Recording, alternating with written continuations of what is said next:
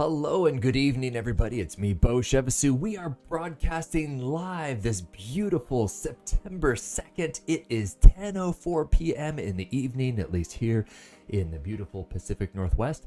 Well, at least I think it's beautiful out there. It's a little dark outside. Where are you tuning in from this glorious evening?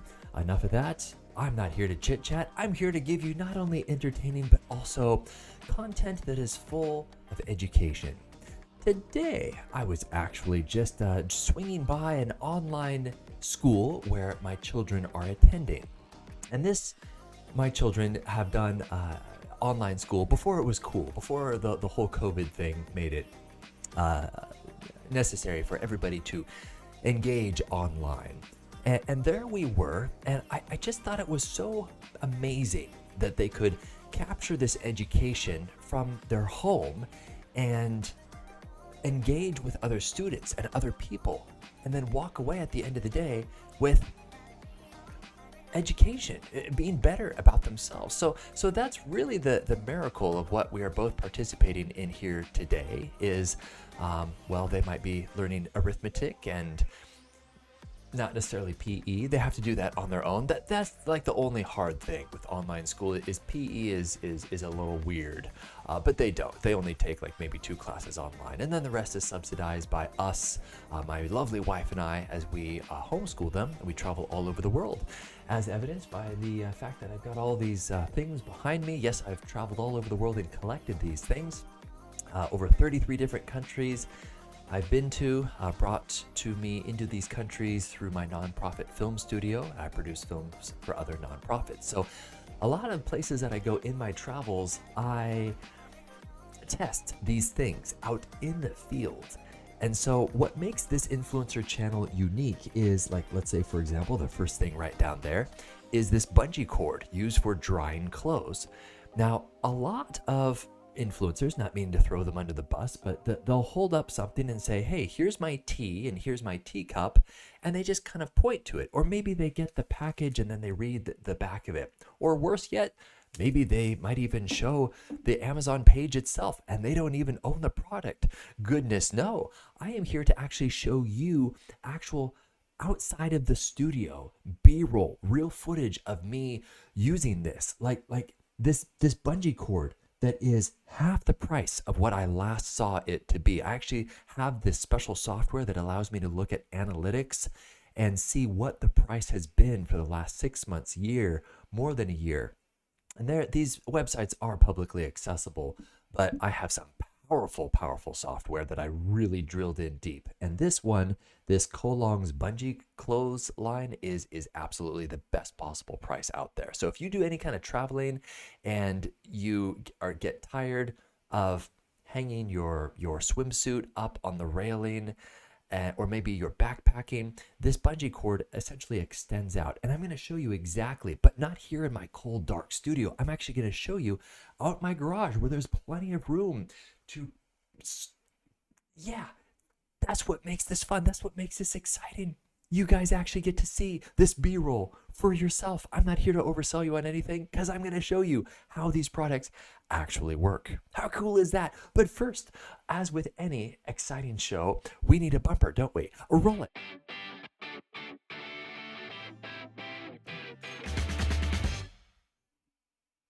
It worked. Yes, it did work. Just like Darkwing Duck, just like DuckTales. Was it DuckTales? Oh boy, Gilligan's Island. I'm sure many of you know Gilligan's Island. They all have this theme song. They all have this bumper at the beginning. Just sit right back and you hear a tale. I'm sure you can sing that whole song, right? Amazing. We are creatures of habit. All right, so this bungee cord is absolutely fascinating because it's woven in such a way that you are able to not use any kind of clothespins on this clothesline. And you may be like, Bo, how can you use a clothesline without clothespins? Do you just drape the clothes over the clothesline? Because they're not going to get dry that way, Bo. Spoiler alert. No, this is a brilliant design. So before we went to Jordan, yes, my whole family and I went to Jordan, up there on the Syrian border. I taught photography to Syrian refugees, and we only took carry-ons for 2 weeks. I know a lot of people out there are like, oh, wow, that's quite reasonable. But if you're American, you're probably like 2 weeks, a family with children, just to carry on. Are you sure about that? I say that because many of my friends overseas, they tease us fellow Americans and they say, well, how can you tell when an American is walking through the airport because they've got like 3 pieces of luggage with them? Meanwhile, my African friends are walking through the airport with a small little bag wearing a suit. I mean, they always look fantastic when they travel. Go figure. Me, I'm going to be as comfortable as possible. I am wearing pajamas when I travel. There is no shame. I am not there to look good. I'm there to try to get as much sleep on this plane as possible. So anyway, when we went to Jordan, we brought this thing with us. Check it out. Hello, minions. It's me, Bo Shevisu. I am a world traveler, been to over 33 different countries, and today we are featuring an unboxing of a clothesline. Now, what I love to do is I love to travel to countries using just a carry-on. No checked bags whatsoever. But that typically means that my shirts get stinky and I need to wash them. The underwear, I don't care. I just wear those for weeks on end. Ew! But this is awesome because finally I have a bungee clothesline where you don't actually need clothespins. Now, typically I got one of those bungee clotheslines that you see all across Amazon.com, and they do. Okay, I gotta stop it for just a moment here. As I'm eating my pea noodles, it's just the weirdest name for a brand ever. Pea noodles? Yeah, but they're delicious. They taste like Reese's peanut butter. Really, honestly, I'm not sure how these are good for me. They're probably not, but they're butter toffee peanuts, and they're linked in the description down below. But more to the point of this thing, isn't this a brilliant design? Look at that. So these folks basically got 2 strands of bungee, they twisted them together, and so all you need to do to hang your stinky clothes or your swimming trunks when you're vacationing in Hawaii, all you need to do is string this out, and then you separate those 2 strands, which are bound together because the whole thing is twisted, and you're able to get your clothes and kind of pinch them between these strands.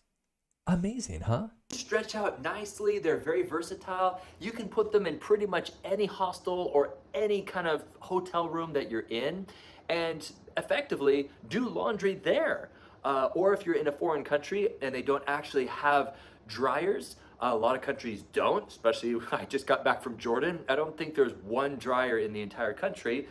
For obvious reasons. We were in the middle of the desert. But anyway, back to this. So you don't actually need little clips. Now, I actually forgot when I made this video right here that I had got back from Jordan right before this. And so I got to speak directly from my heart how this thing worked out in the field.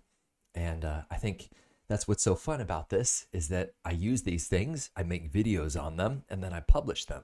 And so you may be wondering, well, Bo, what makes this a unique broadcast right now, what you're listening to? Why don't you go over and listen to someone else? Because I have access to analytics, metrics.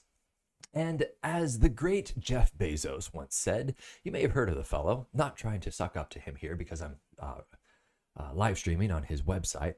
But Jeff said, if you want something to succeed, measure it. Isn't that delightfully profound, right? So if you want to walk more, then count how many steps you do. Get a Fitbit tracker. Hey, I did 10,000 steps today. Great, you're able to measure something. Because you can't improve something if you don't know where your baseline is. You don't know how far you can go if you don't know where you've started. Does that make sense? This is profound, isn't it? So not just educational and entertaining, but profound. And so what I do is I look at my thousands of review videos, and I have a lot of them. All over YouTube, all over Amazon. You've probably seen my face before. And what I'm able to do is see every day what are my most helpful video reviews and what are my top selling products. And so I go to you and I present these videos to you, along with a little director's commentary, which is kind of fun. And then also I like to give a little behind the scenes as to why they probably are selling so so well right now. For example, this Colens Bungee clothesline, a few days ago, it was selling for double the price. And so I think that kind of contributes to, oh, that's why all of a sudden everybody's watching my video and buying this thing because it's selling for 50% of the price. I don't know why. It's not that it's a bad product, but as a matter of fact, the ratings are absolutely incredible. But having seen the Amazon seller side of things, oftentimes sellers need to liquidate their inventory. And so they just sell it for absolute dirt cheap. So if you are a traveler, I would recommend picking up a clothesline if, in fact, you tend to travel lightly. And if you travel heavily and you're used to spending a whole bunch of money to have someone come up to your hotel room and do your laundry on your behalf, that's fine. No judgment right there. But most of the places where I go, whether it's Nepal or Sierra Leone or Uganda, in this case, it was Jordan, we like to do our own laundry because, quite frankly, after 2 weeks with 2 kids with us, it stacks up price-wise. Sometimes it's very reasonably priced, and you can get all your laundry done for like $1. As a matter of fact, I had that done last time in Sierra Leone. I was in the middle of the country, and I gave the folks some laundry soap, and they didn't have a clothing line like this. They had their own little setup, and so I walked out there, and one of them kind of, pulled me aside like this, like, hey, don't step there, don't step there. And that's because I was standing on this big white stone in the middle of the compound, and that white stone is what they wash all the clothes on, and they scrub the clothes hard. I am blown away how white people can get a white t-shirt. It's like starch white, like bleach white, and they just scrub the living daylights out of these t-shirts, and they're beautiful. And so I was like, can I get some laundry done? I will pay you handsomely. And they're very happy to oblige. They're such sweet people in Sierra Leone. That's why it's called Freetown, because a long time ago, when the slaves were freed, they went to Freetown. They went back across to Africa, and they resided in this new colony in Sierra Leone. And so, a long time ago, I lived there for 5 or 6 months. But anyway, I gave them some of my soap, and they ended up using all of my soap. And I tried to communicate to them beforehand, only use a small bit of this soap. It's condensed down. And so you only need like maybe a teaspoon of the soap, just a little bit. And they were smiling, and they're like, yeah, sure. They used all of it, like my whole bag of soap, on like 4 t-shirts. And so those were really, really clean t-shirts. To this day, I feel pretty bad that these folks probably were dealing with very, very, very soapy t-shirts. And they were just like, why did this guy give us all this soap to use? Oh, well, we'll just keep scrubbing these things. Probably the cleanest t-shirts I've ever had in my entire life. And so sometimes people can do laundry for you when you're on the road, and they oblige and you pay them handsomely, and that's perfectly okay. But in this particular case, sometimes I'm off the grid. And so this is an amazing clothesline because, as you can see, I'm holding it outstretched at arm's length, but this thing effectively doubles that. It's super, super stretchy. And it's just this brilliant design because, man, even if you just hang this up in your garage, you don't need any kind of clothespins, and you can dry some rags. You can hang up paint brushes with this thing. Look at that. That's a brilliant design, right? So I did have a clothing line in the past that had these integrated clips, and the clips were metal. They got in the way. They got tangled up. This is absolutely brilliant. Hope this helps. By the way, I want to go back a little bit. That's my buddy, Kelly. He's testing some handcuffs on me. I test everything on myself. Boy, did he test those disposable handcuffs on me. Kind of these plastic handcuffs. Anyway, they do sell them on Amazon. They sell everything here on Amazon. Amazing. Oh, look at that thumbnail right there. Look at that intelligent face. Fantastic. All right, so let's move on to this baby gate. Now, this really, really surprised me. I would say the number one, and this surprised me because this baby gate is it is a top seller here on Amazon, but why my video? Why did mine all of a sudden take off like wildfire? Because there's a lot of videos on the same baby gate. And for one thing, I think it's just pretty good production quality, not meaning to speak too highly of myself, but you'll see, look at how smooth, that buttery smooth that is. Do you know why? It's because I'm using a gimbal. Yes, I have my iPhone attached to a gimbal right here, and it feels like you're flying through the house. Oh, it's so beautiful. So I'm in a house right here that has been professionally staged for real estate, and they have this baby gate at the top of the stairs to communicate that, hey, this house can be family friendly, or if you have a little dog and you don't want it going down the stairs, family friendly. The beautiful thing about this gate right here is that you don't necessarily need to drill into the wall. It's this pressure mounted, kind of like a pressure rod. And so, yeah, it's this brilliant design. As a matter of fact, I'm going to back up a little bit so you can actually hear my live commentary as I'm talking, and roll it. Number one takeaway with this pressure mounted baby gate is you have to snap down the lever. I noticed that some people are a little critical of this because I don't think they have quite figured it out. Because if you have a baby coming along and tugging like so, they're going to figure out that the lever lifts up and then goes down. But you'll see there that I don't snap it down all the way. So you have to snap it down. Now, as far as mounting goes, this thing is absolutely brilliant. You'll see that it's pressure mounted, almost like a shower curtain. You will see that they don't have to drill any holes into their very nice house.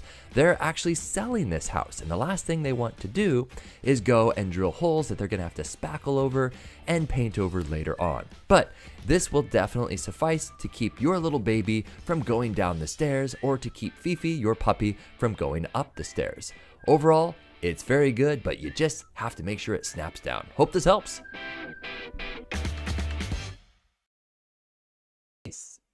Wasn't that helpful? Just so darn helpful. So, by the way, if you go to any of these pages that I have these products highlighted in the carousel down below, you'll actually see the entire video. So you don't necessarily have to go back to this pre-recorded broadcast right here. But I was so darn surprised to see that baby gate is taking off like wildfire. Huh, yeah. You know what also threw me for a spin was there's really no rhyme or reason to when my videos take off. It's just the algorithm. I wish I could predict it, but out of the thousands of video reviews that I've produced in my career, the previous one was a clothesline. This one was a baby gate. I don't see how they're connected. I mean, I guess you could clean diapers and put them on a clothesline. Baby gate, babies, diapers, clothesline. That's a stretch. So you may be like, okay, the next thing is going to be very family related, isn't it? Nope.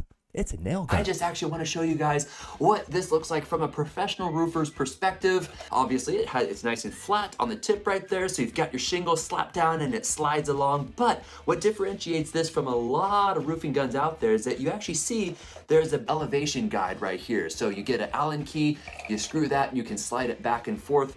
Right now you can see that it is set to exactly 6 inches. And so as you're sliding this along and you're putting the next line in place, you can easily just measure from there to there, and you know that that is 6 inches, and that works perfectly for me. So you can see, and yes, it is comfortable, it is well worn, it is well used and well loved. It's worked for many years. And So a little behind the scenes behind this roofing gun, you probably noticed that B-roll at the very beginning. This one right here. Look at that beautiful drone shot. I actually went outside with my drone and was flying nice it around right there, totally weirding out all my neighbors and especially my fellow friends on the roof right there, thinking that the NSA was spying on them all of a sudden.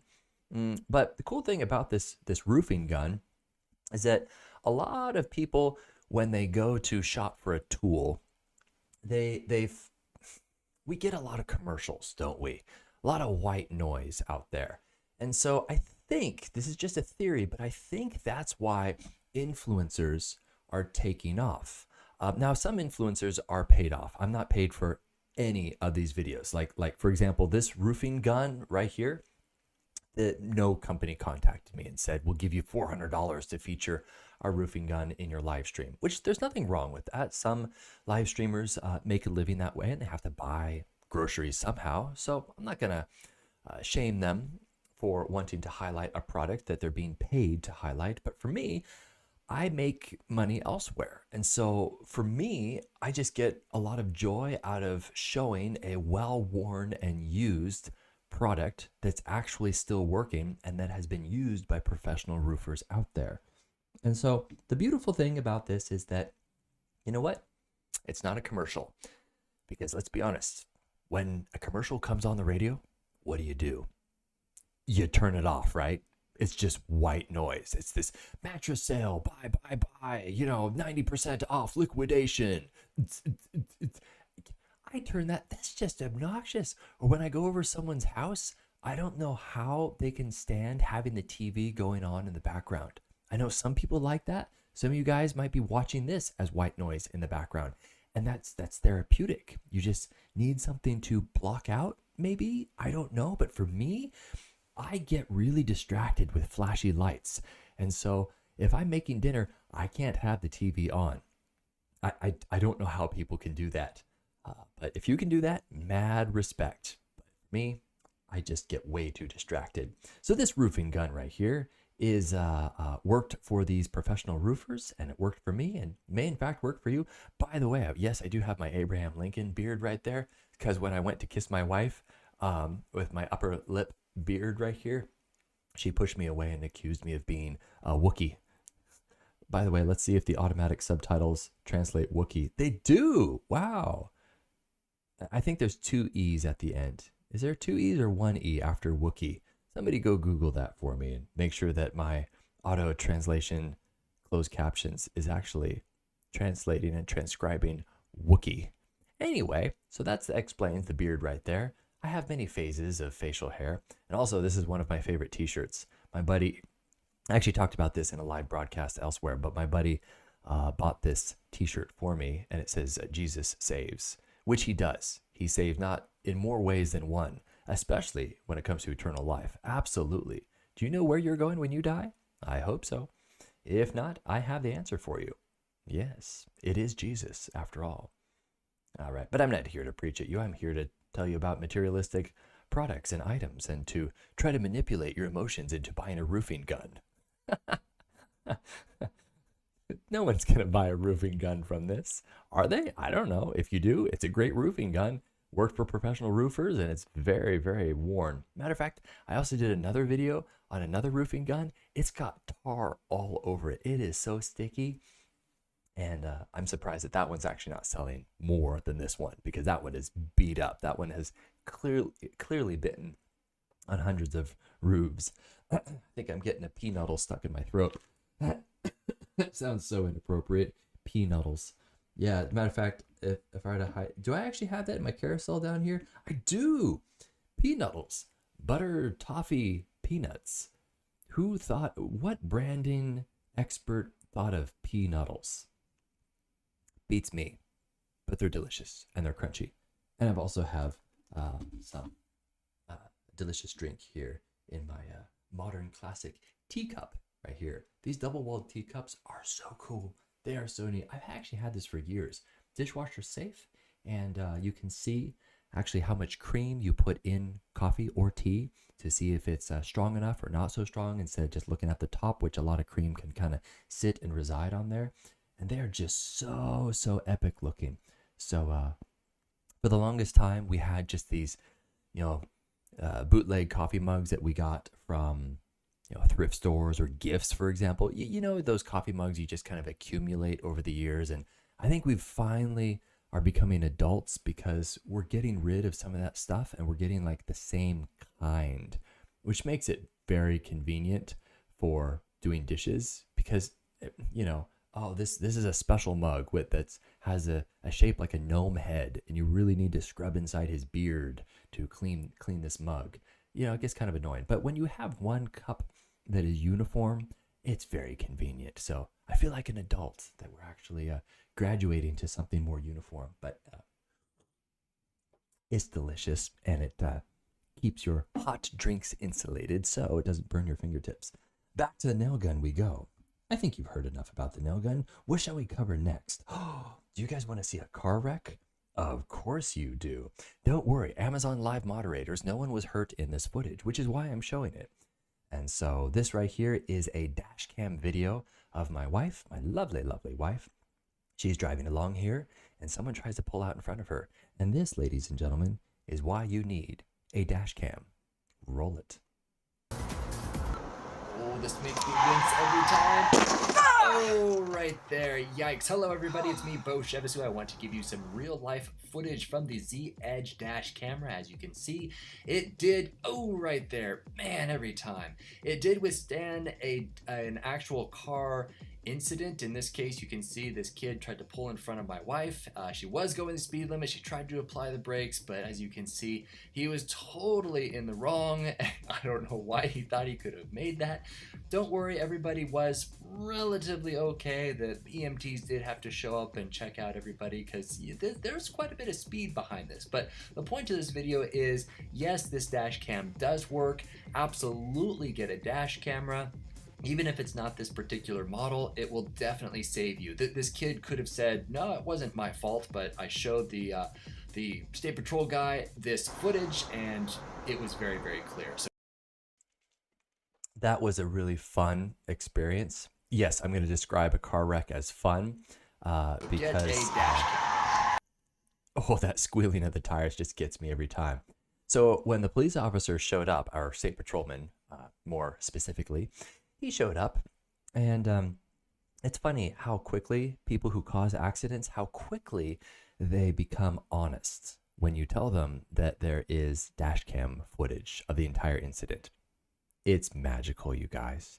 A dash cam will pay itself off in one car wreck, not even your car wreck. If you pass someone else getting in an incident of some kind, pull over safely, get their email addresses and be like, hey, I'm pretty sure I have it on my dash cam. I'll upload it to a YouTube private link and send it to you. They will be so thankful. Absolutely. So not only get a dash cam to serve yourself, but other people around you. Like, for example, you see this guy right here in this old white Rambler of some kind. I'm not a car guy, but it's a retro car. It's a cool looking car.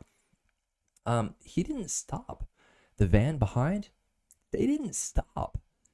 And so when you experience a car wreck or see one, and if you're one of the witnesses, take 15, 20, 30 minutes out of your day and just stop. It's important. I've been in a lot of car wrecks in my life. Not that I'm a bad driver or anything. It just happens when you drive a lot in your life.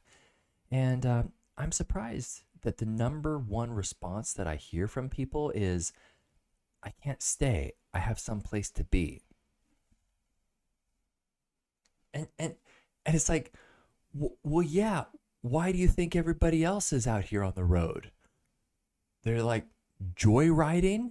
I mean, the guy in the Rambler, this retro car, he might be joyriding, but 99% of people are going from point A to point B because they have some place to be, right? So it's so funny how selfish some people can get. And I encourage you, don't be selfish. Don't do that. Live like Jesus. Sacrifice, pour yourself out to serve other people. And so when there's a car wreck, you know what? You're going to be late to your haircut appointment, to your dental appointment, to, I don't know, picking up your kid at school. Call ahead, be like, hey, I saw someone get in a car wreck. I want to make sure everybody's okay. I want to give a quick statement to the police officer, because if you've ever been in a car wreck before, you realize how quickly people go into, sorry, I have a peanut still stuck in my throat. Did it get it? Peanut? No, it says peanut oils still stuck. Oh boy, something's wrong with my auto translating. Anyway, when you get in a car wreck, you won't believe how quickly people are honest. They say, hey, is everybody okay? I'm so sorry. But once a police officer shows up, a magical thing happens. It's like a light switch is switched. And all of a sudden they're saying, well, they were actually pulling out in front of me, or this gal right here, she was going too fast. I could have made it if she wasn't speeding. All of a sudden they go into denial mode. It's amazing. So if you can be that person to stop, even if you don't have a dash cam like this, even if you can just stop and say, no, this person pulled out in front of this person, they're at fault. I'm out of here. Have a nice day. Here's my name and phone number. you won't get called into court. Everybody's like, oh, I got to go testify in court. You don't. The cop writes down your statement, writes down your information, says, thank you so much for staying. Have a nice day. So be selfless. Serve people. Okay. All right. So a dash cam is absolutely magnificent. It not only keeps you accountable, but everybody else out there on the road accountable as well. So get one. They're very easy to install. How they work, they're basically black boxes. If you've ever heard of a black box in an airline, so they record everything, and so they just kind of how do I say it? They delete and record over that footage, the oldest possible footage. So if I have an SD card that only takes 8 hours of footage, when I get to hour 8, it's gonna start recording over hour 1, and then hour 2, and then hour 3 in this loop, this cyclical loop. Isn't that cool, right?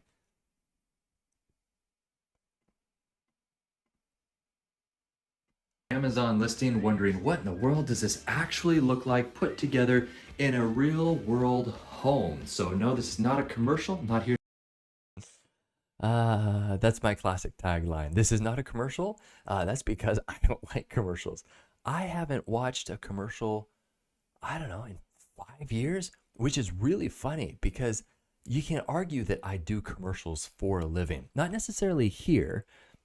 Again, I'm not really here to oversell you on anything, but I run a film studio. I get paid to tell people how good a certain product is. Like, for example, there's a local midwife here who helps moms deliver babies, and she's this awesome gal. I did a video for her, not actually a live birth. I got another peanut stuck in my throat. That was intense. You guys almost saw me pass out live. Wouldn't that be funny? Wait, what would you do if you actually saw someone and then you were watching them like me and they passed out? Because all you know is from my watermark up in the right-hand side, he's around the Seattle area, right? You're going to be like, oh, it's this guy named Bo. He's got a bow tie and he's around Seattle. No, you could probably Google my name and probably find me pretty easily. I'm pretty much everywhere on the internet. Delicious. All right, so where was I before I got sidetracked with a peanut stuck in my throat? Oh, commercials, a midwife. Yeah, see, I remember these things. So I was doing this video of this place where this midwife delivers babies for moms, and it's a really, really cool house. That's kind of outfitted not to feel like a hospital, because hospitals freak out some people. They don't freak out me. Maybe it's because I'm married to a wife and I'm always in the hospital. Not because I'm always a reckless person, but she works there. And so I do basically commercials for a living, and it just kind of comes rather naturally for me to communicate services and products. I was actually talking with my buddy about that today. I was like, this thing right here is a you can do pull-ups, you can do push-ups, you can do dips. It doesn't take up that much real estate and floor space in your small in-home gym, and I can talk about these things, and I just talk about them from my heart because this is how it's used in this space, which I'm very, very familiar with. And so why not communicate that to other people? And so for some reason people think that well, a salesman is a guy who comes in with slick back hair and he's finger gunning you like that, and he's like, hey, you want to buy a used car? That's I don't like those salesmen either, because they're trying to manipulate your emotions into buying something that you don't necessarily want or need. A good salesman listens to what your needs are, and then he tries to find a solution that fits those needs. Sometimes that solution is not something that he is selling, right? So there's this level of ethics that comes with communicating and sales, and that's what makes a good salesman or woman and or a bad one. It's as simple as that. And I think a lot of people paint with a broad brushstroke and say, well, for example, all police are bad, or all doctors are bad, or all lawyers are bad, all salesmen are bad. And really, I think it's the 1 or 2% of them that give the rest of them a bad name that the media likes to fixate on. And they say, see, look at look at what attorneys have to do. They represent guys who are clearly evil, and they're pawning them off as good guys in our society. That happens. That does. Personally, every lawyer I know, they don't do that. They're actually really upstanding citizens. Same with salesmen, same with doctors, same with police officers. Is there a bad apple, a bad egg somewhere in there? Somewhere in there? Yeah, absolutely. But I guess my point is that's kind of the point with every slice of society and every occupation. You'll find someone like that. Even within the church, which breaks my heart, because the church is supposed to be a place where broken people go. It's a hospital, right? It's not a museum. And so when you find someone like that who's just an absolute hypocrite and a faker, you're like, it calls into question the authenticity of that organized religion, right? It would for me. And then I learned that, hey, Jesus just wants me to be authentic and real. Don't care what other people think of you. I used to be a very, very shy person because I was very, very aware of what I looked like. Oh, is my hair perfect? Do I have lettuce in my teeth? And then I learned from a guy, you know what? Just act like a fool and people will be okay with you. And that's biblical. Just be yourself. Jesus himself did not like people who were fakers. He didn't mind the bad people. He didn't endorse their behavior, but he ate with sinners. Do you know why? It's because they were real. They were authentic. They're like, hey man, I'm messed up. I need some help. And he's like, great. I'll meet you where you're at. Let's get you out of this and to stop sinning, make you a better person, get you connected to God. That's what he did. The people who Jesus got ticked off at were the fakers, also known as hypocrites, the people who pretended they were good.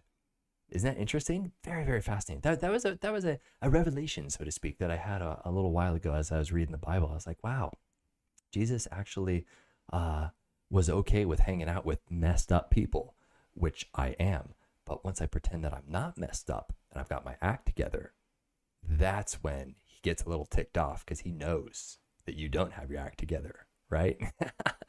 Anyway, not here to preach at you. I'm here to tell you about how to do pull-ups and dips. So this thing is actually really cool. It is, I will say it was a little rattly. So keep an Allen key on hand nearby so that you can tighten some of the screws once you start to work on this thing. But it's reasonably priced right there. It doesn't take up a lot of square space in your home gym. The nice thing about this is that, see that spinner bike over on the left-hand side? You can pretty much only do maybe one exercise with that, which is to pedal, right? You're not going to be doing crunches on that spinner bike. The beautiful thing about this thing is the versatility. You can do pull-ups, you can do push-ups, you can do dips, you can do crunches. This thing is an ab machine.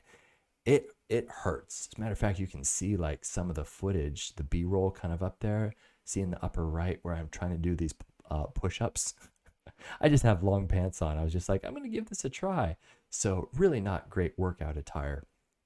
There I am trying to do some leg lifts. Oh man, that was a killer doing those things. Oof. So this thing works very well, very, very well. Pleasantly surprised. I think bodybuilders call them Roman chairs, I think. I don't really know. I'm not really in the bodybuilding world, but a Roman chair is fantastic. All right, so do you ever get over on YouTube and you watch these, you get in the YouTube wormholes, I call them, and you start just clicking and clicking and clicking. And the next thing you know, you're learning about flat earth theory. You're like, I had no idea this existed. Who are these wackos? Right? Or maybe right now, you are experiencing this phenomenon. Maybe it's late at night. It's like 1 a.m. where you're at right now. You can't sleep. And you're like, hey, let's get on Amazon Live and see who in the world is talking this late at night. Yes, it's me, Bo Jevisu, broadcasting live from Seattle, Washington. It's 10:43 p.m. in the evening. But regardless, where was I? Oh yeah, YouTube wormholes. So I got into one of these things and I found a puppet. And his name is Obadiah Bible Boy. He's my little friend. He's been with me ever since college. You probably saw him earlier in the broadcast, but I just had to introduce him because he started to pull my leg hairs here. He'll talk later, don't worry. So this YouTube wormhole that I went down, I started to learn all about burglars and robberies from people who are incarcerated. And they were spilling their secrets. And they were like, oh, you know what? You know what I do is I go into someone's house and I rip a sheet off of the bed and I just start putting stuff in the sheet. And then I grab all four corners, pull it up, throw it over my shoulder like Santa Claus, and out I go. I'm out in 4 minutes and 37 seconds. They're saying stuff like that. I'm just fascinated. I'm just there with my little teacup going, tell me your secrets. And so they do because they're incarcerated and they're like, hey, yeah, I'll spill my secrets if I can get on TV. Heck yeah, I will. And so one of the things they did, I promise you, I am getting to this here. One of the things some burglars like to do, I'm not a burglar, but some apparently like to go into the shed. Do you have an outdoor shed by chance? Now, let me ask you right now, is it lit? Does it have like a sensor light? Does it have a lock on the door? Ooh. Does it not? Oh, it doesn't. It's just this regular little latch, isn't it? Interesting. Very interesting. So that's what they say. They say they go into some of these places and they find this. Oh, wait. Where is it? Right there. We're going to play that and actually show you. And stop play. Play. And play. Uh-oh. That's okay. We glitch out sometimes, don't we? So this is basically, it's a doorbell chime. Spoiler alert, I know. I was going to be all dramatic and everything. Oh, there we go. 1, 2, 3. There it goes. All right. Okay, so don't worry. You're not supposed to hear my bearded face right there, but check that out. That's my shed out there. And for a long time, it was not secure. And because a bad guy could go into that late at night, take some power tools and flip them the next day at a pawn shop, and I'd have no idea that they were missing until the next weekend when I go out there and I try to do some lawn work. All of a sudden, I realize they're missing. By that time, he's long gone. He's already liquidated the stuff. He's got some money, and he's off to get a hit of some kind.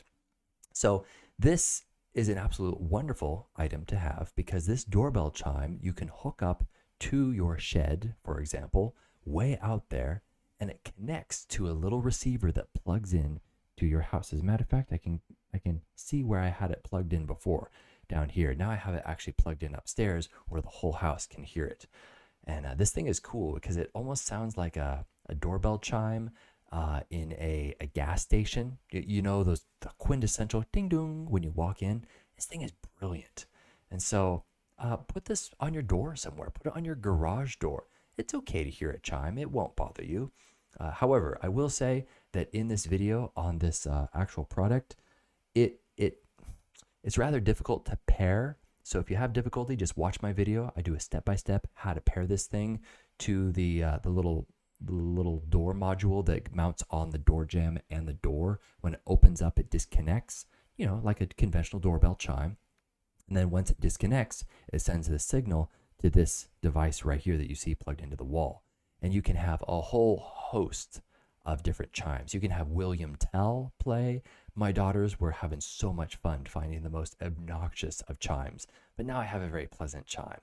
But point being, if someone late at night goes into my shed, this will go off. And I'll be like, oh, okay, time to call in the troops. There's someone getting into the shed.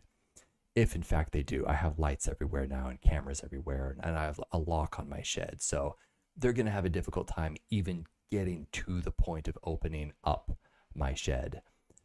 Not that I have that nice tools in there. I really don't. I probably should buy more nice tools off of Amazon, but this is what the interior of the shed looks like. So the door is on the right, and as it closes, you can see that that sensor gets close to the other sensor right there. And when it's disconnected, it chimes. See that right there? Right there. Oh, that is just so perfect. And it's very easy to install. It's just this double-sided tape. It's pretty cool. It's a really good idea when it comes to security for your house. So put this somewhere outside, and you'll be able to tell if someone's getting into a door somewhere. Brilliant, huh? Yeah. So that's it. It's one of my top-rated videos right there that was got a whole bunch of hits for some strange reason. again, I can't predict these things. I'm going purely based off of metrics and analytics, based off of who is buying this stuff. And this is within the last 24 hours. This thing is just taken off like wildfire. So before the seller gets wise, like, this is a really popular product. Before I run out of inventory, I better jack up the price to like twice as much. Might be a good idea to, I don't want to pressure you to buy anything here, but if you find any of these things helpful, click on the carousel down below, because I get a little bit of a kickback, and then I take that money and I give it to my wife, and then we go out to a fancy restaurant somewhere. Only about once a year though. I don't make a lot off of this. It's for you because I love you. Hello, little minions. I'm coming to you today with tags for your cat or dog, I suppose. Yes, I am a cat person. They're adorable little personalities and they're very cute. Now, I have heard that a cat will go out there and adopt other people who feed them better. Yes, we do feed our cats. They're very, very nutritious food, but there are some people out there who feed them. And so, yes, they don't get lost. They don't get eaten by coyotes. I know that's a popular thing to say, but odds are my cats are out there adopting other people. And so it's very, very helpful to actually put a tag on them of some sort. Now, I did put some white tape over the personal information because you guys are a bunch of weirdos and I don't want to publish that all across the internet. These are just an example of two of them that I got. Yes, we did put the quotes in there, so that is purposeful. And I do want to actually point out that, yes, so we put the name, the actual address, and then the email address, and then the phone number. Now, do keep in mind on that bottom line, right there, you can kind of see it spilling off at the left-hand side. Try to keep that at 16 or less characters. Otherwise, it starts to spill over. Now, it is still legible in this particular case, but, you know, try not to get it cut off by making it more than 16 characters. It's kind of a long email address, but that's what we have. We did not get back printing, nor did we get the tag sealant. Honestly, it seems pretty robust. I was trying to scratch this off, and I don't think they're gonna fade at all. They are fairly lightweight. If I were to kind of drop it on there, you can kind of hear it. So it almost sounds plasticky when in fact it is aluminum. So very lightweight, shouldn't bother your animal at all. And it is exactly one length in width. I actually use my digital calipers and my new ruler from Amazon.com to actually see if that is the right width, and it is. So that's it right there. In case you're wondering how they can custom print these so cheaply and mail them to you, they actually, we have quite a few cats, like at least a dozen of them, and we got a whole bunch of tags for each and every one of them, and it turned out that they just shipped them all in one envelope with just basic postage. It was like 1 or 2 stamps. So they did come through the mail okay, but having sold things on Amazon before, like my tactical hair clips, which are best-selling product and they're so darn cool on Amazon. Look at that, stainless steel. It's a multi-tool tactical hair clip. But anyway, having sold things on Amazon, I will note that the shipping can really stack up. So that's how they can get away with these, is that the shipping is so darn cheap. Now, it did come in less than 2 weeks, so fairly quick turnaround time, but that's it. There's the blue, there's the green, obviously, and it works. Absolutely wonderful. Highly, highly, highly recommended that you tag your animals. At least we have done so for our 24 cats. It seems that I keep raising the number every time. That's it. My name's Bo Chevasu, and I hope that these work for your dog or cat or hamster.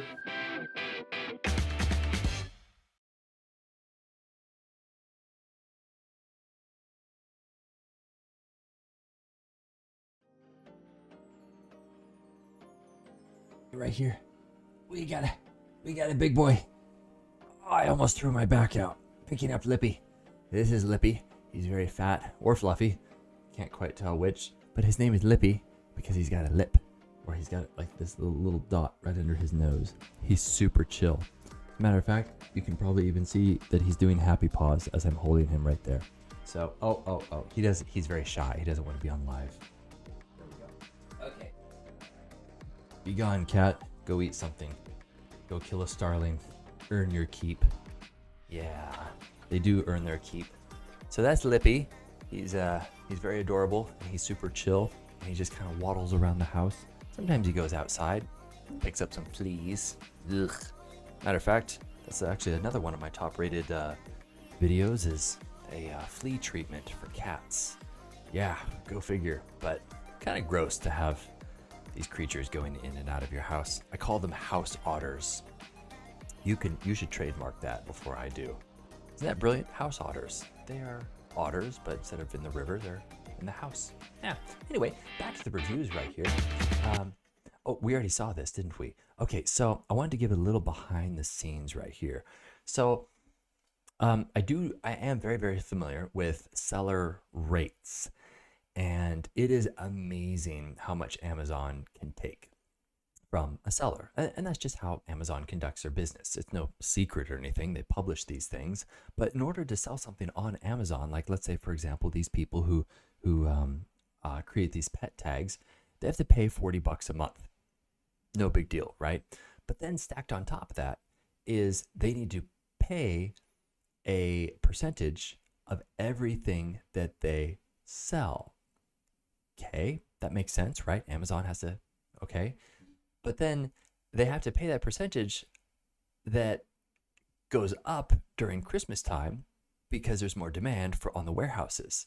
And Amazon wants to deter, or I guess deter is not the word, but they don't want people to overwhelm their warehouses because they don't have a lot of space. They want you to be very, very aware of what you are selling on their website.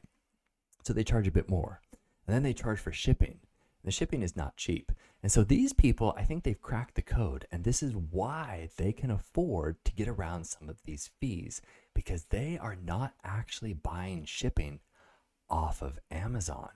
As I said in the video right here, they're basically just printing these things off in mass, probably using this cheap machine somewhere, popping them in an envelope and putting 2 stamps on it, sending it through conventional mail, right? It's absolutely a brilliant, brilliant business model.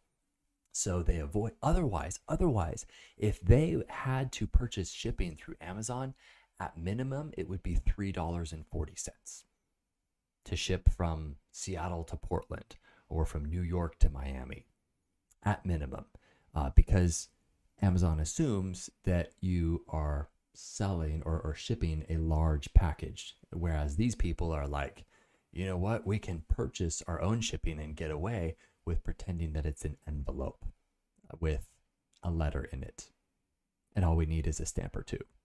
So that's how I personally think these people can afford to get away with printing custom pet tags for so cheap. And they are pretty darn cheap. As you saw in Lippy, he doesn't have his anymore. And I'm not heartbroken because this was a long time ago. And Lippy, he's an outdoor cat. And so he's getting into all sorts of scuffles with other cats around the neighborhood. And he has since lost at least 4 collars. And on the second collar, I'm pretty sure we had one of these things. So thankfully he hasn't gone missing, and no one has had to call this phone number. But if your cat does go missing, this is a really cheap way of getting little McFluffins back, because I'm sorry to tell you, McFluffins was not eaten by a coyote. That's a popular myth.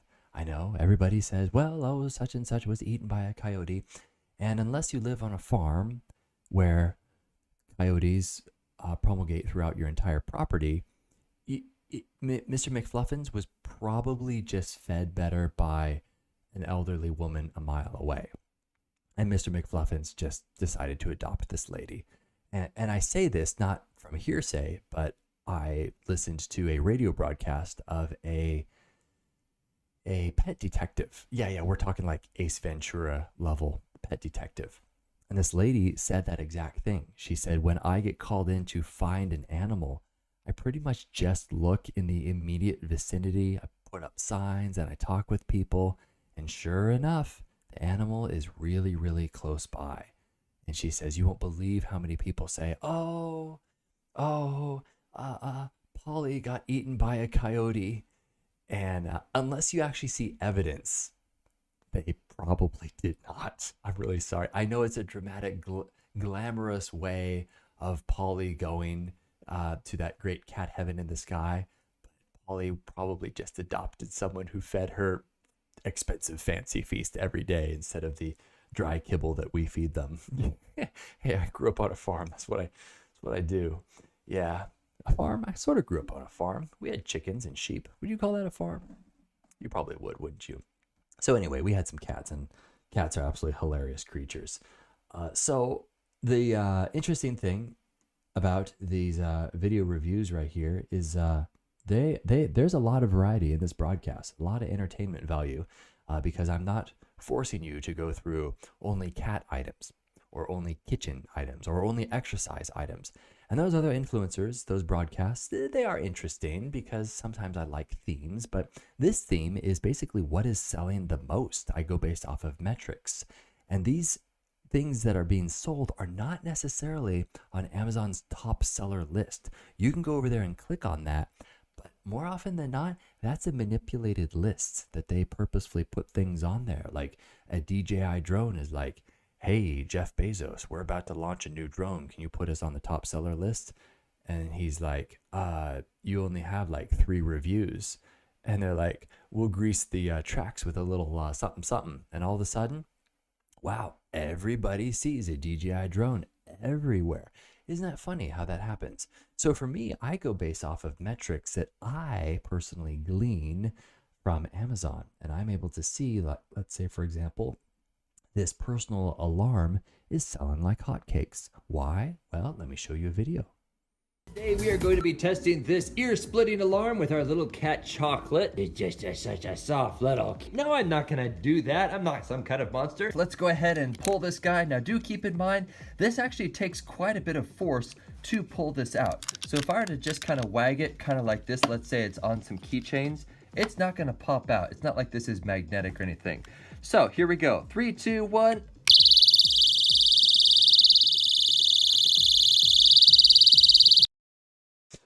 Okay, I'm gonna spare you right there because it is a loud alarm. Even though you probably have the ability to control your volume right there, I will say that this alarm is about 130 decibels, and it is the equivalent of maybe a smoke detector or something that goes pew pew. I won't actually say the actual word because an Amazon Live moderator might think that I'm a violent person, which I'm not. I'm just basically explaining decibels. So this thing is rather interesting. In case you're wondering, I do teach self-defense, martial arts, and I'm kind of on the fence about this, whether or not I would recommend it. Because as I go through this thing, I think to myself, well, what is one of the first things you want to do in a self-defense situation? Well, first of all, hopefully you don't get there. You look at the situation and you're like, it's dark, I'm alone, I'm putting away groceries into the back of my car, some guy is coming up and he asks for the time. Probably not a good situation, right? So what do? Well, one of the things you do is you manage the distance between you and your opponent. It's called manage the distance, manage the damage. If you're familiar with Brazilian Jiu-Jitsu and the Gracie family, they're famous for saying that. And it's absolutely brilliant. It's true. If you're close to an opponent, you can get damage. If you're far away from an opponent, unless they have something to reach out and touch you, then more often than not, you're not going to get hurt. Manage the distance, manage the damage.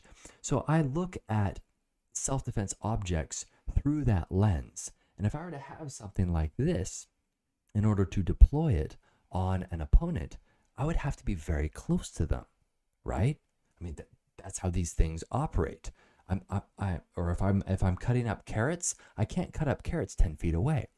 This is interesting because bad guys don't want to be noticed. They're like cockroaches. And when you call attention to them, more often than not, they scatter unless there's really something wrong with them. And so this personal alarm is good only if you can access it quickly. If you're okay with putting this on your keychain, you'll probably have your keys in your hand. By the way, it is a myth to put the keys between your knuckles and pretend like you're Wolverine. That does nothing. It's probably going to lacerate your knuckles more than your actual opponent. It looks cool and you feel all powerful. Go ahead, put your keys between your knuckles and go try to punch a punching bag. You'll find out real fast that you can do more damage just by punching with your knuckles instead of some keys stuffed in between your knuckles. But anyway, there's all sorts of fascinating myths. And if you want to hear more self-defense myths, I'd be happy to tell you. Just let me know in the chat down below. But back to the personal alarm right here. So this is interesting because when you pull it, kind of like pulling a pin out of a grenade, it lets out this ear-splitting noise. And so only if you can access it and if you have the ability to put this thing away from your opponent. Because if your opponent gets a hold of this thing as it's going off and it's blaring this high-pitched alarm, he could step on it, stomp on it. He can put it in his palm and muffle it. You don't want that to happen. So if in fact you do deploy this personal alarm, throw it in some shrubs, throw it down a manhole cover, or just throw it in general. Just get it away from you, because otherwise, if you have it in your hand, the bad guy's going to come towards you and try to take it from you and try to stomp it out and destroy it. You don't want that to happen. You want to be calling attention to you. There's a famous situation a long time ago. I believe it happened in New York, and something very bad happened to a woman on the streets. I won't go into graphic detail, but she was calling for help. No one actually came, even though many people actually heard her calling for help. You know why? It's because everybody thought that the next person would go and do something about it. Don't be that person. If you hear an alarm, or if you hear someone calling for help, or if someone is waving you on the side of the road and they're in distress, stop and help them. You can do it safely. You don't necessarily have to stop right there in the middle of traffic. You can, I mean, for the most part, take your time getting there if it means doing it safely. But just don't be that person who says, well, someone else is going to help them. Don't do that. Don't do that. Take the initiative and go out and help. So this alarm is rather interesting. I'm not entirely sure if I would recommend it above, let's say, pepper spray or mace or some other way of keeping your distance from someone. But in a pinch, this is good if you're dangling it off the purse. I would say that the more options that you do have, I'm not going to say bad, that's bad. The more options, the better. And so, sure, yeah, grab one of these things. How much are they? Oh, they're reasonably priced. They're okay. I won't say the actual price because Amazon sometimes doesn't like that because prices can change. And they'll be like, hey, Bo, how come you mentioned the price on your broadcast right there? That just dropped $1 or something. By the way, I actually ripped this thing open. If you go to the actual page and if you scroll down, you can see my entire video right here as I rip it open and I try to change the battery, because you can change the battery, which is pretty cool. A lot of things you can't change batteries, like for example, iPhones. Thanks, Apple. Thanks. Anyway, this you can change the battery using basically just a quarter to pop it open. A personal alarm. Isn't that interesting? By the way, I've been thinking for a while whether or not I should show you a video, not in this broadcast, but in a future one, of myself testing the top 5 stun batons on myself. I don't know. I don't know. It does elicit pain.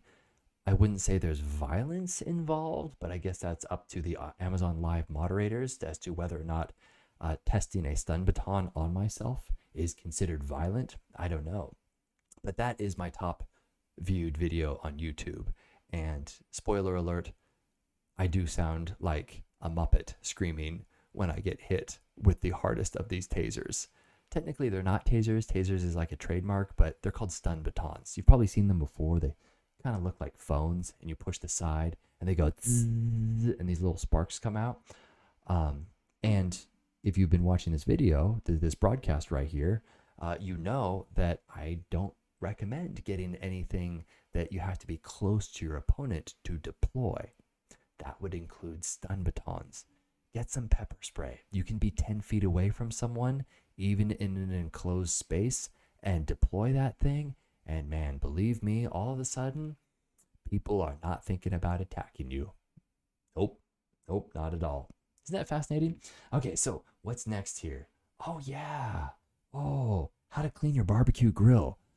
It's not me choosing these things. It's you guys, or rather not you guys, but maybe someone else. I don't know. They're buying this stuff. And so these are my top most helpful reviews right here. Roll it. Shevasu, today we will be doing a side-by-side test of this Yucky Grate and this Yucky Grate. They have cooked the exact same number of hours and meat on both of them. This is going to be the control over there, and this is going to be the Goo Gone. First of all, follow the instructions on the back. Don't actually spray this thing right on your barbecue because you don't want it getting down there into the elements and whatnot. Okay, so first of all, they said, take it out of your barbecue and go ahead and put it on some newspaper, which is kind of a sign of the times because I don't remember when the last time I got a newspaper, but I have some cardboard, and I'm sure you have plenty of cardboard, especially if you shop on Amazon.com like I do. So go ahead and spray it all over like that. Sure, that's good. Well, I kind of missed some down there. That's good enough, right? Okay, let's go ahead and set the clock for, they say between 2 and 10 minutes. We're gonna do it about right in the middle, roughly speaking, and just say 5 minutes, okay? So I will see you in 5 minutes, and then we're gonna go ahead and rub this off and see if, in fact, they practice what they preach. All right, guys, I have absolutely no idea what to expect, but it looks like all the suds have gone down, and it looks like there's still quite a bit of grease on there. I mean, obviously, because I have to come along here and hopefully... I mean, it's come off. Oh, wow, it's actually coming up. Oh, wow. Oh, wow. Okay. Okay, that's why this stuff is so highly rated. Awesome. Okay, now let's test our control, shall we? So, Yeah, so Goo Gone, I don't know how they make this stuff, but it's magical. When we first moved into our house, there was one of those units out front that kind of those green boxes, at least here in the Pacific Northwest, and there was graffiti all over it. I used Goo Gone to get rid of the graffiti. It's amazing. I don't know what's in it. that's with the Goo Gone. Now we're gonna go over here and use about the same amount of distress on there. And rub that, rub that, rub that. And as you can see, there is still quite a bit of residue on there. That is just yuck. As a matter of fact, it actually took some of my paper towel off, and that's even worse. Great. Now I'm gonna have burned paper towel on my next set of burgers on that one. Unless I use this. Yeah. So I did end up cleaning all of my barbecue grill grate. Some of you may be like, but Bo, couldn't I save a few bucks and just use some hot soapy water? Test and see if in fact your barbecue grill grate is cast iron. And as you well know, you're not supposed to use soap and water on something that is seasoned like cast iron. Technically you can, but you're not supposed to because grandma said not to. But if something is really, really stuck on there, you can use a little soap. But don't soak it or else you'll get rust on your cast iron, and that's just bad. But this chemical right here, quickly spray it on, let it sit for maybe 3 to 5 minutes, and it worked magic to get all of that gunk off of there. I didn't even need to scrape it with one of those wire bristle brushes. The only thing to keep in mind with this thing is they say that you should be putting your grate on a newspaper. I don't know about you, but I haven't had a newspaper since 1990. No, I had the newspaper. I paid for a subscription. Then all of a sudden they just stopped delivering it. Don't know what happened to them. But anyway, nice people over there. I know the reporter. He's a great guy. But this right here, you're not going to use a newspaper. Use some of your Amazon boxes. So they should probably update the instructions and say, take your grates off of your grill. Do not spray directly on your grill. And instead, put this right on top of some Amazon cardboard boxes. They would do well with that because everybody's got Amazon cardboard boxes all the way around their house. By the way, what do you do with your boxes? Right? Do you burn them like for fuel in your fireplace? Do you channel your inner Jackie Chan and you go out once a week and you just destroy them? Just some classic cathartic therapeutic punches and kicks. I would probably do that. Yeah, so fascinating stuff, this Goo Gone. So if you have a barbecue, yeah, highly recommended. So earlier I was mentioning stun guns, right? So let's go ahead and take a look at this guy. Hello, Amazon.com. Yes, yes. We're going to replay that because I did just get hit by a stun baton. So that's my niece, Gigi, right there. Yes, she does have permission to be on this broadcast. So let's go ahead and get stunned again. Ready, set. Hello. It basically feels like, how would I describe it? Like a fine wine. Feels like a bee sting with a leathery aftertaste and a bit of a locking of joints where your entire nervous system shuts down. It's my favorite kind of wine. Let's roll this. Amazon.com. It is me, Bo Shevisu. Today we are going to be testing 2 items that actually come. By the way, a little behind the scenes, listen carefully, and I want to know if you can hear a turkey gobbling in the background. His name is Matthew, or rather, his name was Matthew. God rest his soul. Horrible, horrible bird. He was so mean. You'd get really close to him, and he'd just start attacking you. Thankfully, he is in an enclosure at this point. So partway through this video, I'm sorry to disappoint you, I will not be getting attacked by a turkey and deploying my pepper spray and stun baton on Matthew. But Matthew ended up being quite delicious because Matthew did not make friends. He was very mean. In the same pack here on Amazon, we've got the stun baton and pepper spray.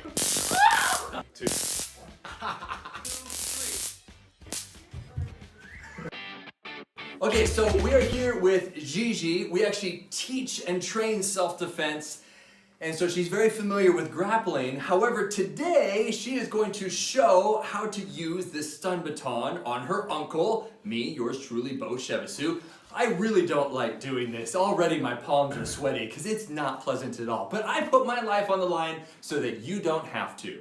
Now, first of all, to engage this, she's gonna push the button up to turn the flashlight on. You see that? So you would use that mode, let's say if you were walking your dog. Let's say someone jumped out of the bushes. Then she pushes it all the way forward. See that red light? That's an indicator that it's actually armed. All she has to do is push. Oh, this is where it gets real, guys. Okay, so she's gonna push it and then pop it right on my arm. Here we go. So what it feels like. All right. So there was a quick cut before I got hit, and that's because she kept deploying it, and it would zap, and she would slowly walk towards me. Psychologically, I just can't do that. When this thing goes off, it is so loud, and it just freaks you out. And so if someone is slowly walking towards you, every unless you have the willpower of I need a fancy metaphor, but you will not stay put. Like if you're gonna test this thing, they need to hold it down quickly and just stab at you. Otherwise, yeah. So that explains the cut, because there were like 3 or 4 times where Gigi would slowly start to walk towards me. Finally, I was just like, just do it quickly or this is never going to happen. I don't have the willpower to stand here while you slowly advance. And so now I'm going to describe it like a fine wine. It's like you have a whole bunch of little needles that just stabs into your arm and your arm seizes up. Something to keep in mind, it's the noise that gets to you psychologically. So for a reasonable person, go ahead and do it again there. For a reasonable person, that freaks you out. However, how many reasonable people are most likely going to be attacking you? Do you know what I mean? So for that, I would recommend the mace, because that allows you to keep your distance. You don't want to get super close to someone. Even if they have something like this, if they're crazy, they're gonna push through this, and it might even kick the hornet's nest and make them more angry. Firearm or mace allows you to keep that distance. However, if you need something in your hand, sure, why not get this? I wanted to see how far this pepper spray actually goes. What is unique about this is that you can press this all you'd like. It's not gonna do anything. What's unique about this is it has a cap. When you push it up like so, you can slide your thumb underneath it. This is a brilliant design. I have tested a lot of pepper sprays on Amazon, and a lot of them have these funky little swivel switches that if it's buried in the bottom of your purse or your glove box, eventually that thing is going to get swiveled to the side and you're going to deploy this thing. And it's really uncomfortable when this stuff is deployed on you. As a matter of fact, after the filming of this, there was still residual in the air around us, and you could feel like this burning in your throat. It's amazing stuff. Mace is just awesome for self-defense because, as I mentioned before, it forces you to keep your distance from your opponent. So everybody who says, well, I have a stun baton, I just hit this thing and it goes zap, zap, zap, zap, zap. Well, yeah, that freaks out a person who is of the right mind. But if someone is trying to take advantage of you, they're not in their right mind. They see you as an obstacle and they will attempt to overpower you. And in order to do that, they need to get close to you. So don't let them get close to you. And one of the best ways of doing that is pepper spray. You build in distance management between you and your opponent. So instead of thinking, I need to get close to them to use something on my opponent, now you're thinking, I need to get away from them to hold this thing up. That's what makes this stuff so good. And other forms of self-defense also that they don't necessarily sell on Amazon. But as a licensed and registered FFL here in the state of Washington, I could sell you something. But I won't mention it. Let's simulate being about 6 feet away. I'm going to be here. The suspect will be here. And I just pulled it out of the package. I'm gonna lift it up like this. 3, 2, 1, squirt. Like that. Oh, very nice. What I like about this package is that there's distance management, and also if your opponent gets too close, you have something like this. We are actually gonna test to see how long this thing lasts. So let's say there are multiple opponents, right? If this thing only lasts 2 seconds, there you go. So we are going to turn it on, and 3, 2, 1, go ahead.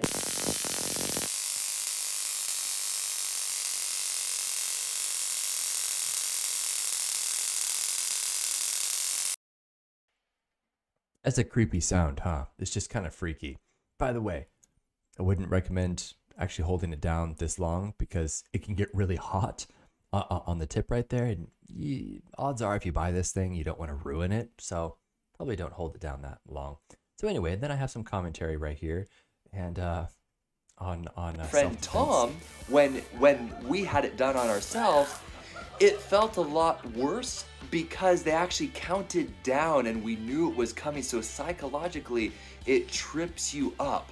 So that is your biggest form of defense, or rather deterrent, when it comes to a stun baton, is actually zapping. Hey, you better stay away. At the end of the day, the mace I would recommend is the best possible thing for the most amount of people because you can keep that distance. It lingers in the air. As a matter of fact, after we stopped filming, I was coughing a little bit. The residual was still in that environment. So be very, very mindful that the mace, it's powerful. So go out, get the pepper spray, go out, get some real world self-defense training. And if you can afford to train with firearms. So the real world self-defense training that I'm talking about is very key. You don't necessarily need to go out and be a warrior or combative, but if you build it in maybe once a week, maybe even once every other week, at least it's something, and you get used to, not only is it great exercise, it really is phenomenal. Brazilian Jiu-Jitsu, look up your local BJJ school. It's awesome. It is so much fun. I equate it to playing chess, but with your body on a squishy mat. It's so epic. So I've been doing that for, I don't know, I've lost count how many years, since 2010. And so we've taught here in my hometown self-defense, and we analyze and review all sorts of tools like this. We've traveled all over the world to teach self-defense. Matter of fact, I was doing a live stream of some self-defense sparring last night, and Amazon took my live stream down. I don't know why. They just kind of copy and pasted the terms of service and said, here, read this. It's like, that's not helpful. Maybe a little feedback. Like, we weren't being violent or anything. As a matter of fact, we were laughing the whole time. And was I not featuring products? I don't know. I had a gi that I purchased off of Amazon. Shorts, Amazon. Mouthguard, Amazon. Ring, Amazon. Everything on me was from Amazon. And there I was talking about these things as we were sparring. But anyway, kind of a weird thing. Maybe I'll just get some B-roll and then comment on it like I'm doing right now, because evidently they like this, and apparently you guys like this too. So, hey, let's move on to Vanderlight Installation. Now, I'm not actually going to go through the entire installation process of this right here, because I think most people just want to watch the installation if, in fact, they buy this light. But I do want to warn you of one thing. Don't actually have this light in an area in your house that you're constantly turning on and off. Like, let's say this is in your dining room or living room, where odds are you're probably going to leave the chandelier on all the time when people are over, right? You're not going to be like, hey, Jim, come on into the kitchen and turn off the light before you come in here, right? You're not going to say that. Now, this I actually had installed in my office, and I go in and out of my office all the time. And what do I do as an upstanding citizen who dislikes high energy bills is I turn the light off. Unfortunately, my daughters don't realize that, nor does my lovely wife, who I don't fault her because she grew up in Wenatchee, where it's like 1 cent per kilowatt, and they just left the lights on all the time. It was totally foreign to me. Kind of a bit of a culture shock. Like, Liz, why are all the lights on in the house? And she's like, why not? I'm like, because it's expensive. And she's like, I grew up next to a dam on the Columbia River. We left our hot tub on all the time because it costs like 5 cents a day to run.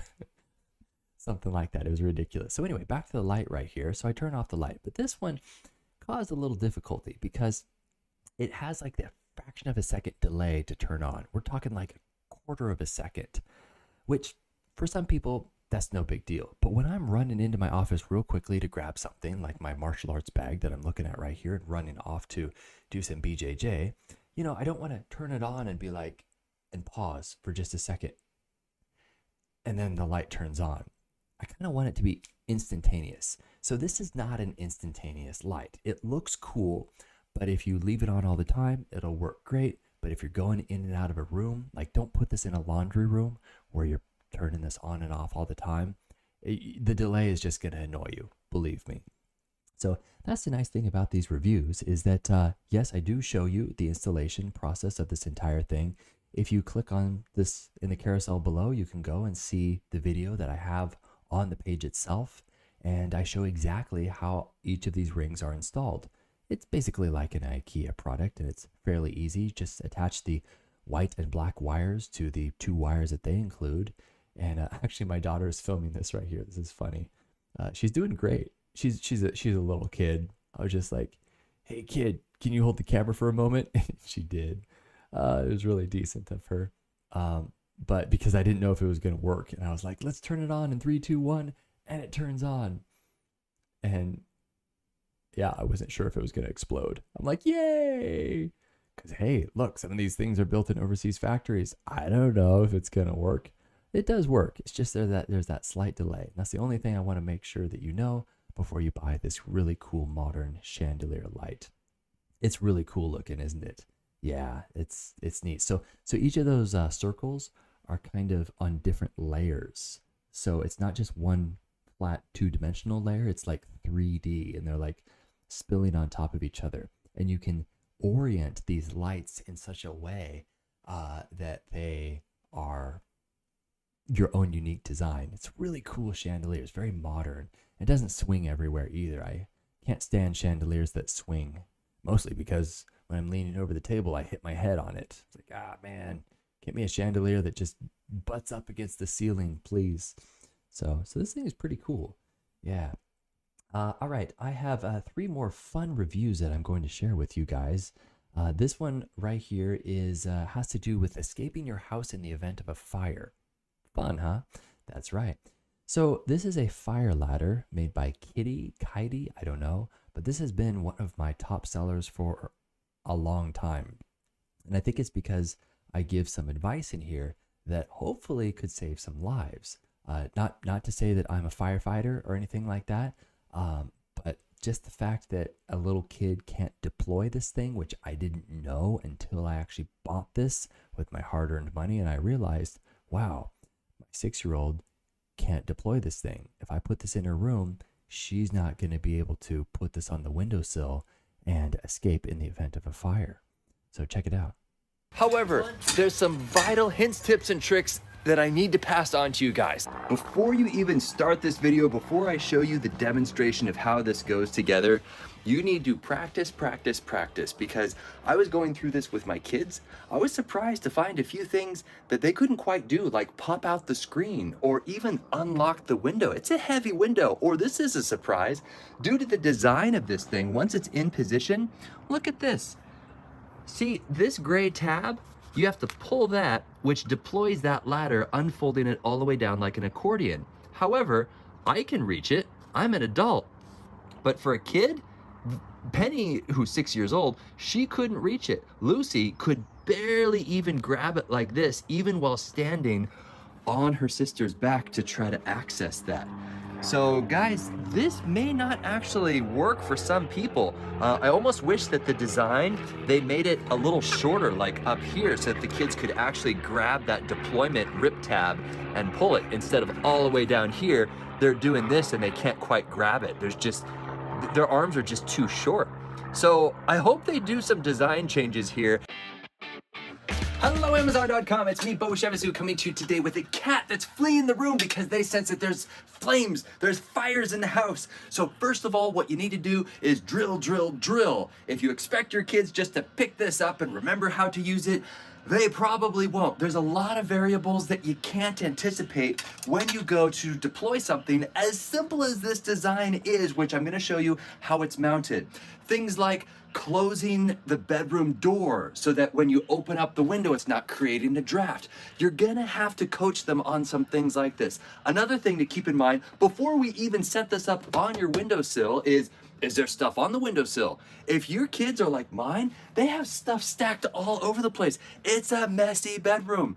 Another thing that you must be aware of, see the screen? Now, you and I were adults. We can probably just punch through that, right?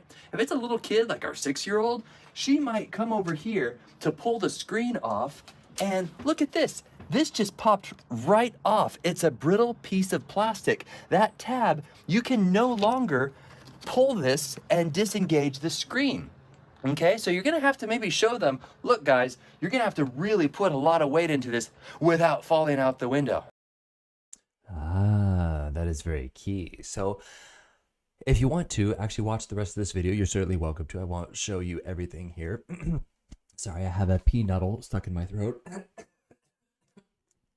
You're gonna see me pass out on Amazon Live. It's the black lung, Father.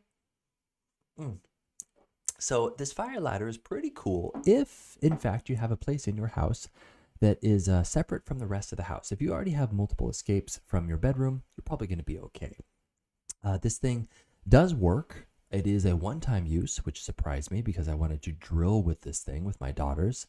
But consider it like similar to a fire extinguisher. So as we're going along here, you'll actually see kind of towards the end how much my daughter is swinging. And so it's important for your kids to drill situations. You don't have to be all militant about it. You can make it fun. But hey, ask your kids, in the event of a fire, where are you going? Well, I'm going to such and such neighbors. And what are you going to do there? I'm going to tell them to call 911. There's a fire. Good job. What if that neighbor doesn't open the door and he or she is sleeping very soundly? Well, I'll go to that neighbor. Good job. Or have a spare cell phone nearby. Even old cell phones are legally still required to call 911, even if they don't have an active cell phone plan. So all of our old cell phones we just have plugged in, and they're always charging, they're always on, and those are basically our emergency cell phones. So let's say, I don't know, I am out hanging Christmas lights and I've got my cell phone in my pocket and I fall off the ladder and I hurt myself and I'm unconscious. Well, my kids can, well, of course, either go next door or they can go to one of our emergency cell phones and call an EMT without trying to be like, oh, quick, we got to roll dad over and try to find his cell phone, or maybe my cell phone's broken. You know what I mean? So it's really, really smart to have these situations, and even if you just talk about them.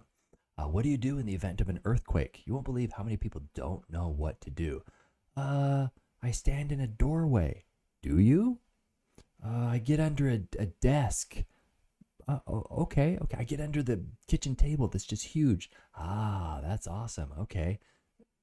Last time when we had an earthquake here in Washington State as a kid, do you know what I did? I ran outside and I did cartwheels. Yeah, I admit it. That was a really dumb decision because I wanted to know how difficult it was to do cartwheels in the event of an earthquake. And it was cool looking out there, seeing all of the, looking across our sheep pasture and seeing it. It was almost like grabbing the edge of a quilt and shaking it, and it kind of did this ripple. And I've never seen that before. Like we had a hill, I could see the other side of the hill because it rose up like this and down. It was wild, just wild. So earthquakes are pretty cool, but they can also be pretty scary if you don't know what to do. So since then, I have figured out what to do in the event of an earthquake. If you're tuning in from California, you're probably used to these.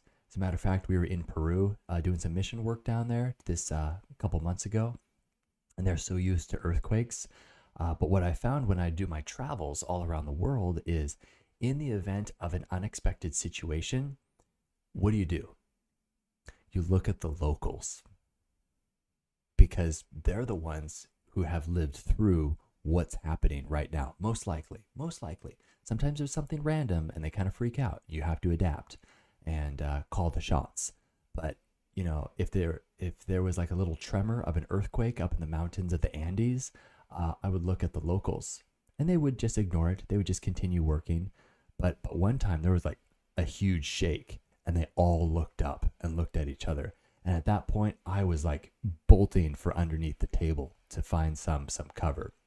So look at the locals in the event of an emergency.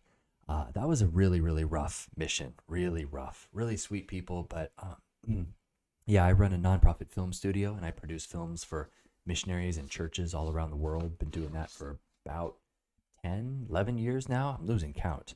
But of the 33 countries I've been to, Peru was probably my favorite. All the countries I go to, people are nice for the most part. Jamaica was rough. Certain parts. I'm not going to say everybody in Jamaica is rude, but there were certain parts it was rough. We were there for vacation, though. We were not there to serve. But in Peru, however, we were there to serve, and we did some child sponsorship stuff with an organization, and just such a cool organization. They were all about the children and getting them education to pull them out of poverty. And it's a proven track record. It works, absolutely works. No, it's not the large organization that starts with world. It's not that one. That one's kind of a cookie cutter one. And they do some good work around the world, but more often than not, it's such a big organization, people get lost in the cracks. This smaller organization was really good to get plugged into. So that's my job, is to seek out these smaller organizations and produce films for them to get them more support. So when we were there in Peru, there were a lot of earthquakes. One day we showed up to this beautiful cathedral and there was a few hairline cracks in it. And then the next day when we showed up, these cracks were thick. And one of the bells had fallen over, and there were a whole bunch of statues tipped over. And we were like, the church is really destroyed. And they're like, yep, that just happened last night. By the way, you're not going to be able to get past this road if you continue going because there's a giant landslide. Like, oh, okie dokie. So we've had all sorts of adventures. And yes, I do bring my family. Some people say, you shouldn't bring your kids. Don't you care for your family? Yes, that's actually why I do bring them. Because I've made the mistake of serving out in the mission field, helping people, and I neglect my family back at home. And I've recognized that my family is my number one ministry that God has entrusted to me. So my job is to raise them up. And if that means bringing them with me on mission, even if it's more expensive, I will make it work. And we've had incredible supporters send our nonprofit, which I'm very, very thankful for. We pay for our family out of our own pocket. For my travel expenses, it's paid through our larger nonprofit. But For my kids and my wife, we always pay for them personally. So there we were in Peru, and it's just really cool to see kids react in cross-cultural situations. I'm not going to say that they learned how to be more thankful for things back at home, because that's not the goal. The goal is not this selfish, well, now I'm going to have more gratitude, or oh, I take things for advantage back at home. Does that make sense? A lot of people think that that's the point of serving cross-culturally, is to feel better about yourself. And initially, that is going to be your first reaction. It's like, wow, I'm very thankful for hot showers back at home. I'm very thankful for peaceful elections back at home. If you've been to some African countries during an election year, it gets violent. You think the United States gets wacky? No, you haven't seen anything compared to some of these other countries during election season. And so I come back and I am thankful. I'm probably more patriotic of my own country, despite some problems we might have. But it's certainly a great place to be, and I'm very, very thankful for that. But beyond being thankful, I look outwardly. And I think to myself, how can I turn these lessons into compassion for other people out there? So instead of how can I feel less guilty taking a hot shower, I think to myself, how can I give more? How can I donate more? When can I go next? How can I bring more people with me and meet these incredible people in other countries, instead of just kind of being in our own little isolated box here in my country, in the United States, which again, it's a great country. And also, I don't want to shame anybody if they don't feel comfortable going to other countries. I would say that 99% of people do have the ability to go to a developing country and serve, and they'll have an awesome time. There's that 1% of people who their gifts, their talents, their passions really are staying at home and writing a check, letting other people go. They are. But if you think that you're that person, it's probably just an excuse for you not to go out and serve. So I'm watching you. I expect to see you in the mountains of Nepal and be like, hey, Bo, I remember that Amazon Live broadcast. And you know what? In the words of Jimmy Stewart from It's a Wonderful Life, I have shaken the dust of this crummy little town off my feet, and I'm seeing the world. Is away from the house, and it looks like the cat almost went out all by herself. The only complaint is, I wish that they had some kind of instructions on how to put this thing back together after you deployed it. That's the only regret that I have with this thing. After spending like $45 on this fire ladder, is that once you pull that gray tab and the whole thing unfurls like an accordion, you can't really get it back together. I've tried, and it's like repacking a parachute. You have to be very, very, very meticulous about it in order for it not to get tangled up the next time you pull that ripcord, you know? So I wish they had better instructions on putting this back together, but I don't think they want people to put it back together, so that they'll buy another one and they just say, one-time use. You can use it multiple times. Just be aware, you have to be very, very meticulous putting this thing back together. Keep it dry, keep it in a safe spot. Make sure it doesn't get all tangled up and frayed. But it's a cool little device to have in your house if in fact you live in a rural area and you got to get out of your building kind of fast before the fire department gets there, right? So this second to the last review right here is this fascinating iPhone holder. I've actually had this for a few years. I used it earlier today, actually, and it's still working. Amazon.com, it's me. So this fascinating little iPhone holder, think of it like a turtle. And on the bottom, it's sticky, and you plop it right down there on your dashboard, and you slide your phone, and I'm going to demonstrate this using an iPhone case. I mean, this isn't going to be a perfect example because I'm actually filming on my phone, but it holds it very securely, and it just kind of slips right in like so. And the cool thing about this is that, see those little notches right in front of this thing? Those notches can hold a power cord. And so, if you need to charge your phone as it's situated there, you can do that. It's a really brilliant invention. I would say for my number one reason for recommending this iPhone or smartphone, sorry, Android people, this smartphone holder is because it doesn't take up any room or space on the inside of your windshield. It just is right there on the dashboard, which is just wonderful because you want as much real estate looking out the window as possible. You don't want something obstructing your view, if that makes sense. So there you go. It's highlighted in the carousel right down below. It's very, very reasonably priced. I won't mention the price because, again, Amazon sometimes gets really weirded out about mentioning prices because the prices can change. And I understand that. That's okay. I won't fault anybody. I'm impossible to offend. Now, this last video right here, this is quite fun. Have you heard of a bidet? Bidets are just magical things.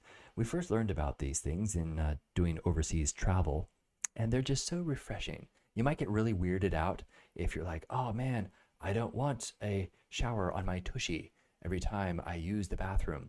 But believe me, after the first time, you're like, wow, I just only used one wipe of toilet paper and I am dry and I am clean and I'm ready for the day.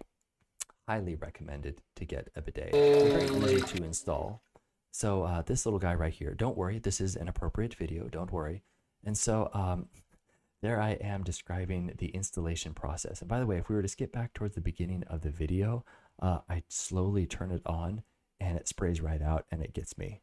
And if you're like, ew, that's so gross, all the water is clean. It's coming directly from the line and back. It's essentially drinking water. Not that you would drink out of your toilet. Boy, this de-escalated quickly. But this thing is cool. So if in fact you were to click on this video, you will see a full installation video down below. And I walk through step by step, empty the tank, unscrew that, put the plumber's tape on there, screw that back in, pet the cat. Did you see the cat? There's the cat right there. Gotta pet the cat. Jordan Peterson. If you're passing a cat on the street, always pet it. Good advice to have. So we're going along, and this thing essentially sandwiches between your existing toilet seat and the toilet itself, right?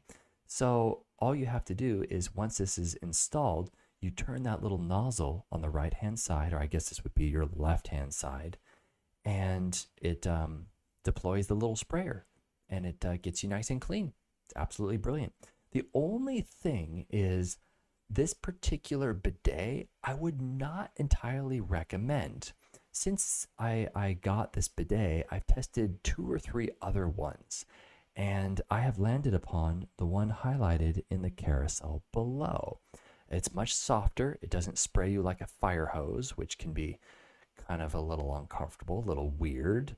And you just need just a gentle washing, if you will. And bidets are just the world's greatest invention. You will save money on toilet paper. You will.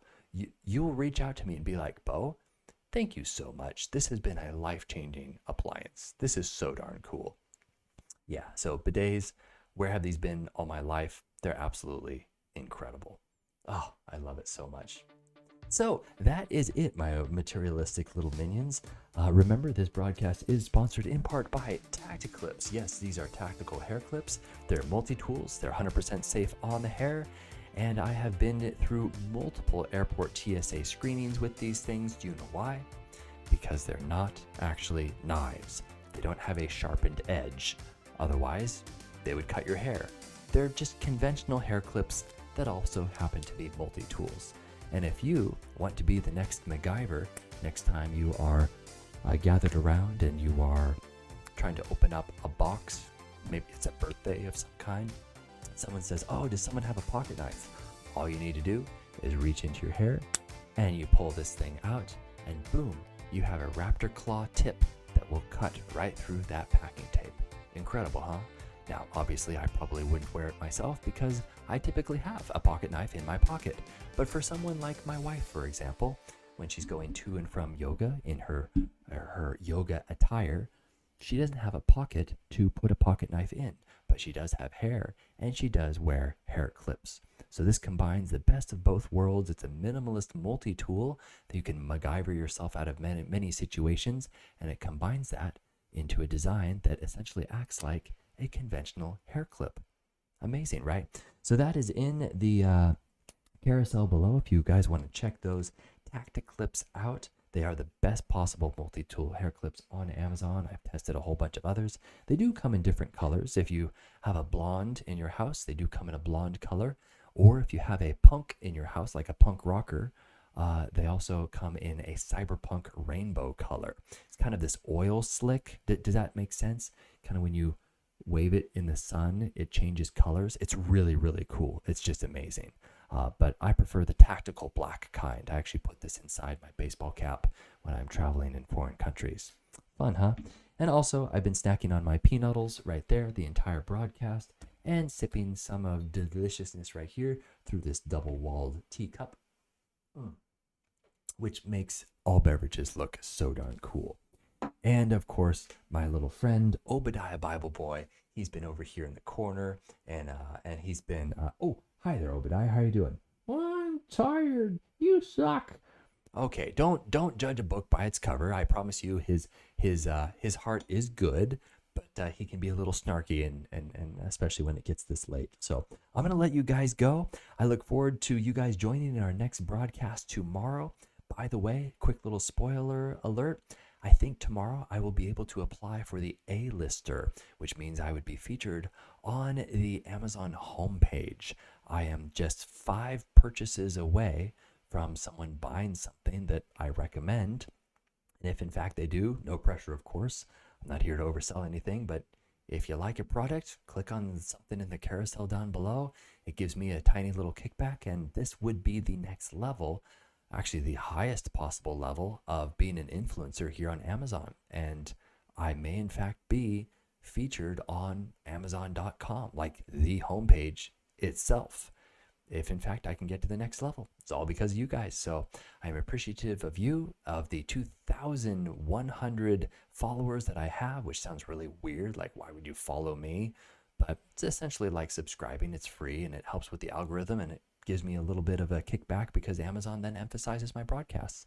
So I appreciate that. So I am tuning off right now. It is 11:51 p.m. this beautiful Friday. It's September 2nd. Tomorrow is September 3rd. My name is Bo Shevisu, hence the bow tie. That's called branding, here from Seattle, Washington. Remember, you are important. God has made you special, and I love you tremendously.